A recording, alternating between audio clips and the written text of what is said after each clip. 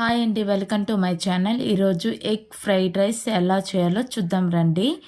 కడాయి తీసుకొని 4 table spoon oil వేసుకొని 2 పచ్చిమిర్చి కట్ చేసుకొని వేసుకున్నానండి. 1 ఆనియన్ కట్ చేసుకొని వేసుకున్నాం. కొంచెం క్యాబేజీ 50% కుక్ అవ్వాలండి. సైడ్ తీసుకొని 4 ఎగ్స్ని బ్రేక్ చేసుకొని వేసుకున్నానండి. కొంచెం సాల్ట్ కూడా వేసుకొని ఫ్రై చేసుకోవాలి. ఇప్పుడు మనం చల్లార్చి పెట్టిన అన్నాన్ని కూడా యాడ్ చేసుకున్నానండి. 1 టేబుల్ స్పూన్ సాల్ట్ వేసుకున్నాం.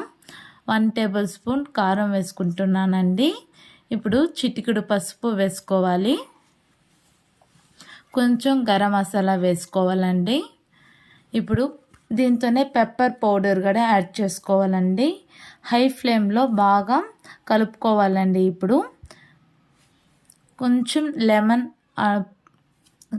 కరివేపాకు, కొత్తిమీర సర్వ్ చేసుకుంటే చాలా బాగుంటుందండి.